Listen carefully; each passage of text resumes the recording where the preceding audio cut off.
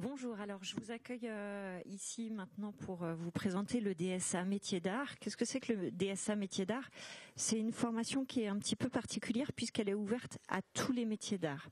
On va accueillir aussi bien des étudiants d'ébénisterie, de broderie, de tissage, des céramistes, véritablement tous les métiers d'art. Et c'est ce qui fait la richesse de cette formation, c'est que ça propose des échanges à la fois techniques et puis des échanges quant aux projets qu'on peut mener entre plusieurs profils créatifs. Donc j'ai avec moi dans le studio Axel qui est ébéniste. Bonjour Axel. Bonjour. Tu peux retirer ton masque Axel. D'accord, ok. Bonjour. Est-ce que tu peux expliquer un petit peu ton parcours? Oui, bien sûr. Alors moi j'ai un parcours d'ébénisterie, donc j'ai fait le CAP, le brevet des métiers d'art et le DMA, diplôme des métiers d'art. Avant ça, j'ai fait un bac économique et social. À la suite du DMA, j'ai voulu m'orienter vers une formation qui serait plus créatrice, enfin qui me permettrait d'être plus créatif dans mes projets et qui me permettrait aussi de découvrir d'autres métiers d'art. Et à l'ENSAMA, ce qui est vraiment super, c'est de pouvoir découvrir l'atelier de laque, de mosaïque, de métal, de vitrail aussi. Et c'est quelque chose qui me porte pour l'instant. À ce propos, on propose donc dans cette formation à la fois bien sûr un cours d'atelier où on va travailler sur la méthodologie de travail, sur des transferts techniques comme je l'ai dit tout à l'heure, mais on propose donc en plus de découvrir des métiers d'art qui sont pas les siens avec ce qu'on appelle les ateliers du mercredi. Les étudiants ont la possibilité pendant 3 semestres de découvrir soit l'atelier vitrail, soit l'atelier laque, soit l'atelier matériaux de synthèse ou encore l'atelier métal pour essayer de toucher un petit peu une autre matière. Tu veux nous expliquer ton parcours à ton tour ? Alors, bonjour à tous. Donc moi c'est Anaïs. J'ai fait un bac art appliqué, STD2A, et je suis ensuite allée à Nogent-sur-Marne en tissage, et j'ai été après ensuite à Duperret en DMA tapisserie. Et à la suite de ça, j'ai été ici pour apprendre le DSA métier d'art. Donc j'ai pu apprendre davantage sur plusieurs techniques, que ce soit le verre, le plâtre, et avec justement toute l'équipe pédagogique et puis même les élèves, on a vraiment découvert plein d'autres techniques qu'on connaissait pas, et c'était vraiment intéressant de s'ouvrir à d'autres techniques pour pouvoir en comprendre différents éléments. Est-ce que tu veux, Axel, expliquer un peu comment se passe la première année, puisque vous êtes en première année ? Alors oui, moi je suis en première année de DSA. Je viens tout juste d'arriver dans l'école. Avant ça, j'étais au lycée des métiers d'art à Saint-Quentin, en Picardie. Et en fait, cette première année, c'est un peu une année, comme on disait, c'est la découverte les mercredis et les jeudis de nouveaux métiers d'art, des ateliers qui sont une fois toutes les 2 semaines. Et à côté de ça, on a des projets professionnels, enfin, comment dire, des projets d'atelier. Projets d'atelier, voilà, exactement, autour d'un thème et avec lequel on va explorer plus en profondeur nos métiers. Et, par exemple, notre premier projet était autour de notre matière de prédilection. Donc en ce qui me concernait, c'était le bois dans l'ébénisterie. Et donc là, c'était toute une phase d'expérimentation autour de cette matière, et qui ensuite, ces expérimentations débouchaient vers un résultat final. Et c'est par ces phases d'expérimentation qu'on a réussi à être créatif, en fait. Alors en deuxième année, on a ce qui s'appelle une épreuve de pratique plastique. Et cette épreuve, elle est vraiment intéressante puisqu'elle met le pas sur la création de manière différente sur un sujet donné. Donc on va chacun choisir une spécificité et essayer d'en parler, que ce soit dans le domaine de l'histoire de l'art et donc de la pratique. Et ça fait vraiment un écho justement sur le savoir-faire qu'on met en place et sur potentiellement le macro-projet qui va nous tenir toute l'année. Et donc c'est vraiment un début de piste de création qui est hyper important au départ et qui ouvre sur plein de possibilités. Donc j'ai pu justement travailler le verre en mêlant le textile, et puis maintenant je vais pouvoir l'exploiter davantage après ce travail qui a été mis en début d'année. Alors, on a accueilli aussi dans le studio Marie Mexando, qui est une étudiante de l'année dernière et qui est cette année en phase de stage. Bonjour Marie. Bonjour.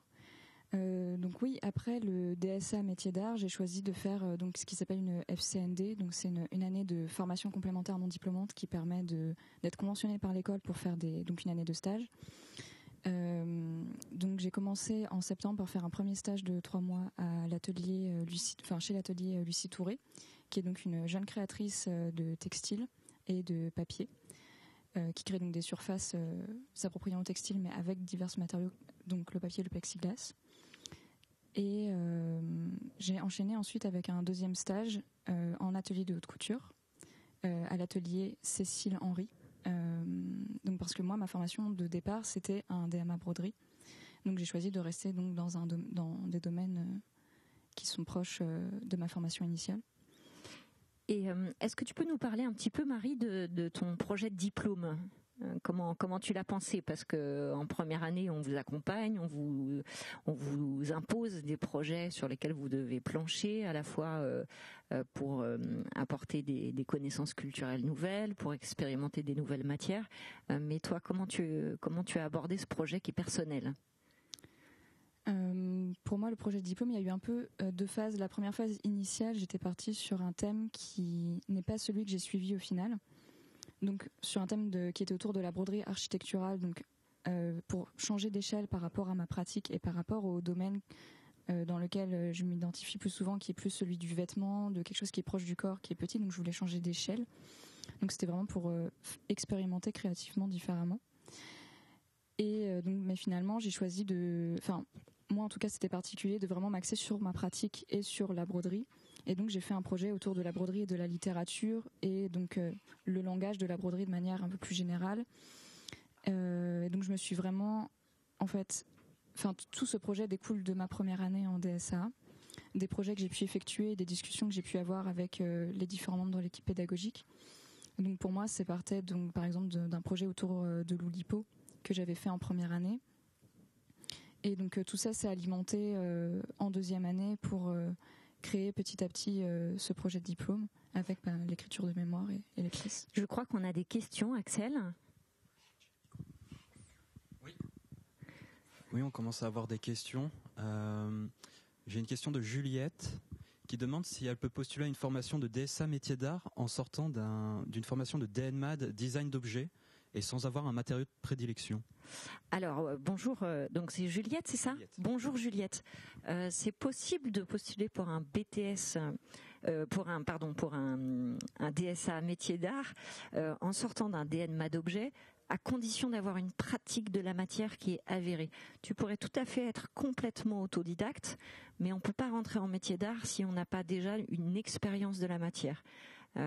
Parce que les étudiants de DNMA de métier d'art développent une véritable intelligence de la main. Alors on voit souvent ça dans les journaux, mais le fait de pratiquer beaucoup la matière fait qu'on la découvre et que petit à petit on l'apprivoise.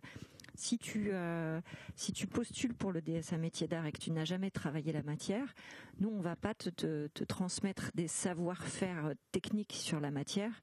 Il faut que tu aies déjà un bagage. Est-ce qu'on a une autre question ? Oui, une question de Paco qui demande s'il peut arriver en DSA avec un thème et un projet spécifique en tête déjà. Alors, il y a plusieurs façons d'arriver en DSA métier d'art. Soit vous avez déjà un projet professionnel très défini, soit vous avez déjà un projet personnel à développer, soit vous ne savez pas ce que vous voulez, ce vers quoi vous allez vouloir vous orienter dans votre travail de recherche. Ça, on a vraiment tous les profils.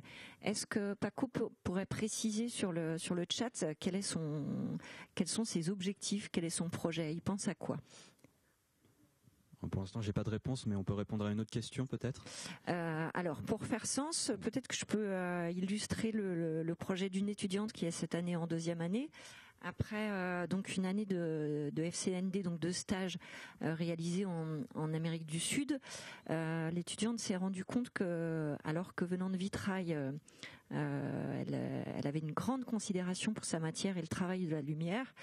Pour autant, c'était un métier d'art qui était vraiment réservé à une élite, que ça donnait des projets qui, en termes de temps de travail et d'achat de matière, coûtaient beaucoup trop cher, que tout le monde ne pouvait pas se permettre de s'acheter un vitrail. Et son projet de DSA consiste à travailler sur la mise en place de projets avec des techniques complètement différentes, des matériaux complètement différents de ceux utilisés en vitrail, mais qui permettent de tirer les mêmes bénéfices que ce que peut offrir le vitrail pour que tout le monde puisse y accéder.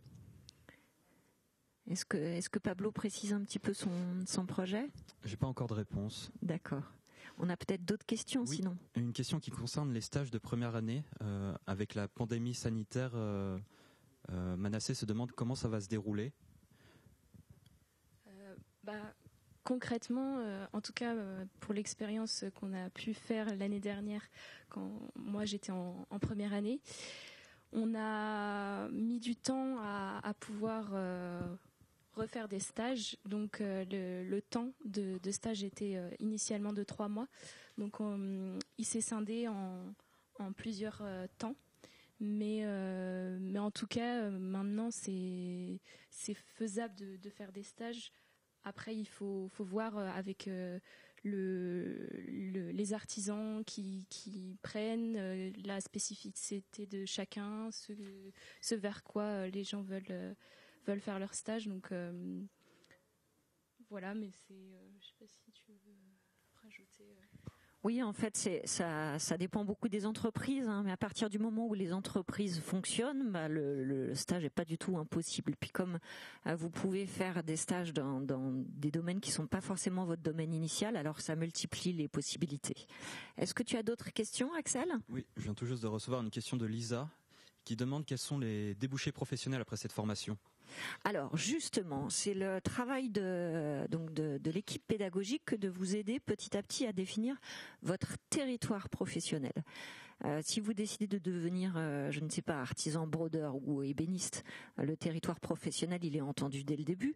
Mais on considère, nous, avec toute l'équipe pédagogique, que vous allez aller de plus en plus vers des métiers qui ne sont pas des métiers où on rentre à proprement parler dans un moule. Et c'est à vous de devenir mobile et d'inventer votre territoire professionnel. Donc on a des étudiants qui vont se présenter comme créatifs au sens large, qui sont des touche-à-tout et qui pourront aussi bien travailler sur de l'événementiel, sur des décors de spectacle, sur des décors d'intérieur, ou travailler dans la haute couture, tout ça avec le même savoir-faire. Donc il s'agit vraiment de réfléchir non plus à un métier à proprement parler, mais à un territoire professionnel qui va être beaucoup plus étendu.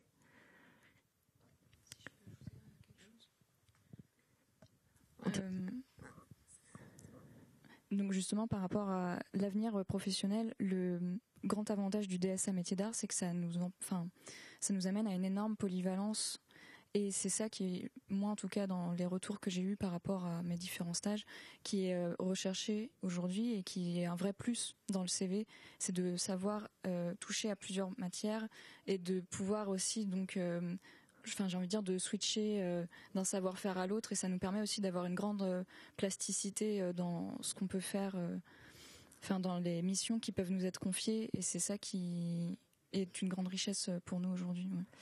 Au-delà du savoir-faire de chacun, peut-être que ce qu'on peut souligner, c'est que comme les savoir-faire à l'intérieur d'une même promo sont multiples, et qu'il y a une ambiance de travail qui est particulièrement joviale, les étudiants gardent des liens très forts, tissent des liens professionnels, et en fait ils font appel les uns aux autres quand il y a des missions sur lesquelles on les fait intervenir et pour lesquelles ils savent pas forcément tout faire. On constate avec les années que qui continuent de travailler en équipe en fait. Et ça, c'est une expérience qui est particulièrement riche. Et ce réseau, il est à la fois technique, j'ai envie de dire. C'est un réseau technique parce que ça permet de couvrir plein de domaines de la création, mais c'est aussi un réseau humain qui est qui m'apparaît très solide vu de l'extérieur. Axel, tu as d'autres questions ? Oui, j'ai une question d'Élise qui demande si elle peut postuler au DSA en ayant un BTS Design d'espace et un BMA ébénisterie. Mais pour un projet professionnel qui s'oriente plus sur un aspect design qu'artisanal.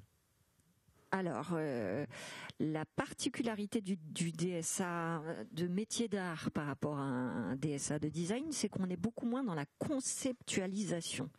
En design, on n'est pas nécessairement obligé de faire un travail d'échantillonnage avec la matière.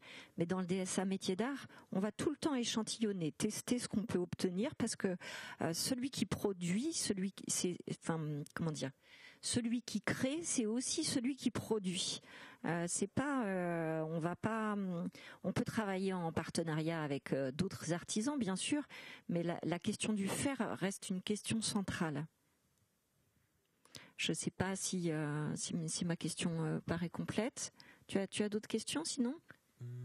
Donc après tous ces parcours qui sont atypiques avec des gens qui ont fait de multiples détours sur le plan scolaire, à la fois avec des études en design, donc que ce soit en espace, en mode, en objet, voire en com, et qui sont aussi passés par les métiers d'art, quels qu'ils soient.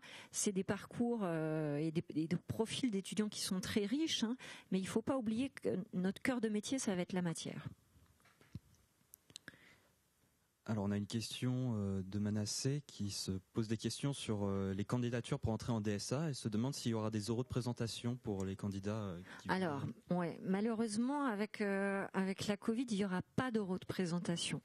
On est en train de chercher des solutions de repli pour pouvoir vous rencontrer, parce que le contact humain pour savoir si à la fois la formation pourrait vous convenir et en même temps est-ce que vous convenez pour la formation, c'est quelque chose qu'on arrive mieux à évaluer quand on est en contact direct. Donc non, il y aura pas d'échange. En revanche, vous avez la possibilité d'envoyer un pressbook très très développé. On a eu l'année dernière des books qui faisaient jusqu'à 80 pages. Ne vous limitez pas dans la quantité de pages que vous allez envoyer. La lettre de motivation aussi extrêmement importante, et puis le cas échéant, si jamais vous avez oublié quelque chose dans votre dossier qu'on a besoin de savoir, on a vos coordonnées et puis on peut vous contacter. Alors oui, retour avec Paco. Oui. Alors, Paco en fait aimerait développer son thème de 3e année de DNMAD objet ébénisterie. Oui. Et il se demandait s'il pouvait justement poursuivre ce projet en DSA pour ensuite l'amener vers un projet professionnel. Alors c'est possible, ça dépend du projet. Ça dépend du projet parce que ce qu'on fait en DNMAD souvent c'est des projets qui sont pas forcément très approfondis d'un point de vue des humanités modernes. Il va falloir Paco rédiger un mémoire, ce travail de mémoire. Il impose d'aller voir, je ne sais pas, en sociologie, en philosophie, en histoire de l'art, d'étendre ses connaissances. Ce qui est fait un tout petit peu en DNMAD puisqu'on vous demande de rédiger un petit document de synthèse, ce qu'on appelle ça un mémoire, mais c'est vraiment un bébé mémoire au regard de ce qu'on demande en DSA. En DNMAD, vous avez un mémoire de 10 000 signes à faire. En DSA, on est à 60 000 signes, donc forcément le travail n'est pas le même déjà. Alors ça peut être un territoire qui est commun, il y a toujours une assise dans ce que développent les élèves en 2e année de DSA par rapport au travail qu'ils ont pu mener, mais en fait on leur demande de prendre du recul par rapport à ça et bien souvent on fait pas de table rase des savoir-faire et des questionnements, mais on va essayer de les amener beaucoup plus loin, à la fois sur le plan professionnel mais aussi en termes d'innovation. Alors, Juliette, encore qui se demande si elle peut postuler pour 2 formations à l'école, c'est-à-dire en design produit et en un DSA métier d'art? Oui, tout à fait. Oui, elle peut faire les deux demandes. Il n'y aura pas de souci particulier. Ouais. Voilà. Peut-être parler des anciens élèves, ce qu'ils sont devenus. Alors Marie, tu veux prendre le relais pour parler des anciens élèves, donc parler de tes coéquipiers? Parmi mes coéquipiers de l'année dernière, on est plusieurs à effectuer donc une année de stage cette année et avoir eu des stages dans des entreprises aussi. Enfin, je veux dire, avec le contexte actuel, on pourrait penser que c'est compliqué de trouver des stages, et c'est vrai, mais on les a trouvés. L'un d'entre nous, qui avait plutôt un profil produit, poursuit en deuxième ou troisième année de DNMAD à l'atelier métal.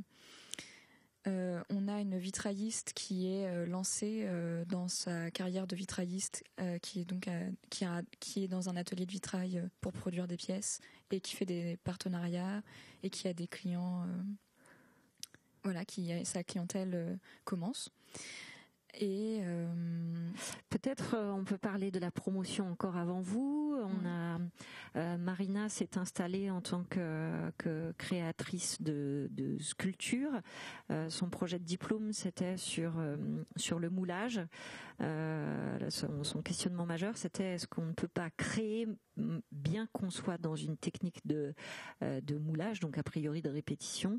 Et elle travaille maintenant à la commande pour des clients privés, mais aussi pour du set design, pour faire des aménagements de magasins, pour faire des aménagements de lieux dans lesquels il y a des événements un peu singuliers. On a Victor qui s'est installé à Marseille en tant que céramiste.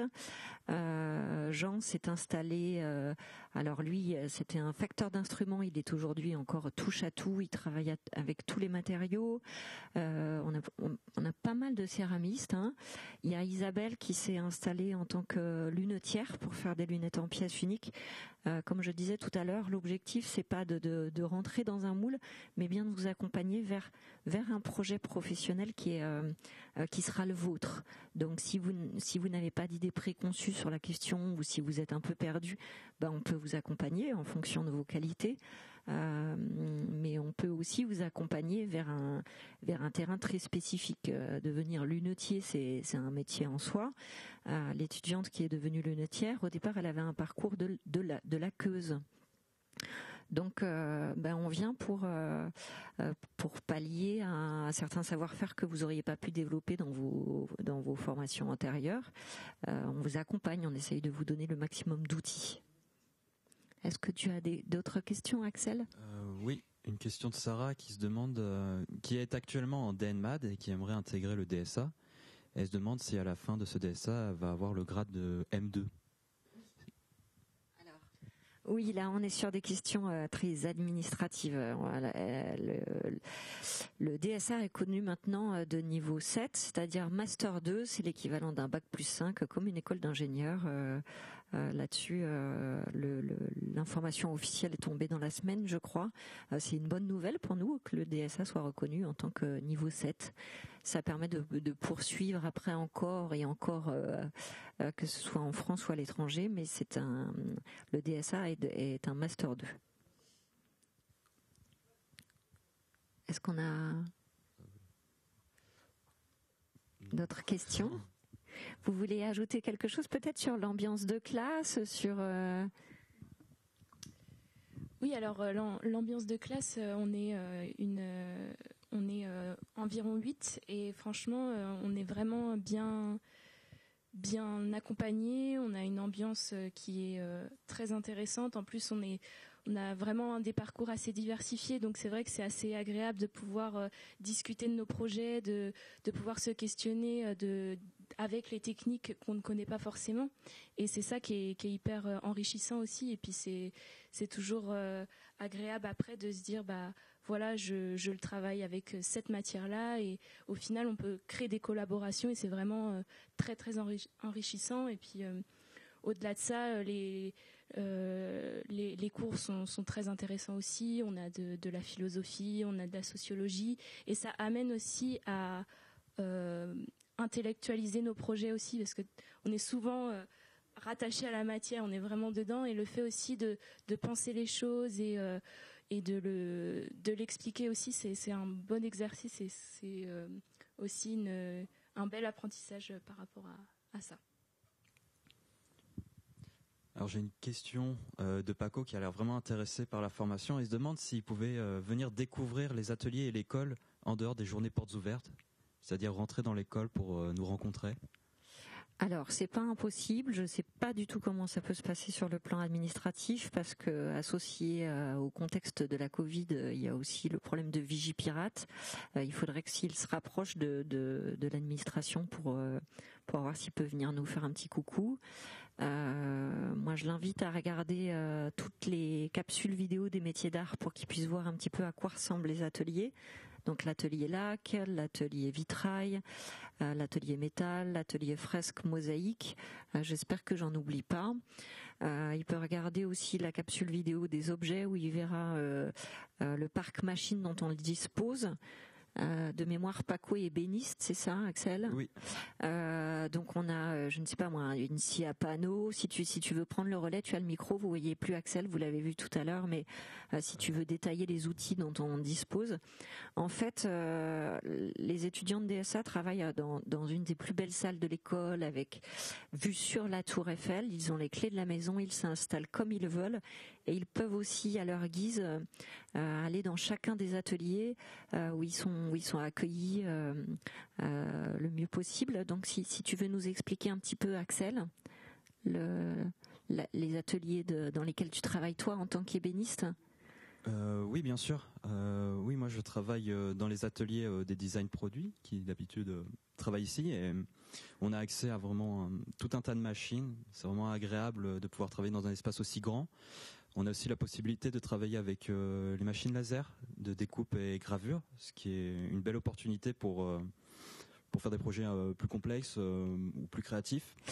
Sur ce point, on imagine toujours que les métiers d'art, c'est que des métiers de l'artisanat, donc on va travailler à la main. On peut vous accompagner aussi, bien sûr, sur tout ce qui est production numérique. Donc pour faire de l'impression 3D en frittage de poudre, en dépôt de fil, la découpe laser, comme disait Axel.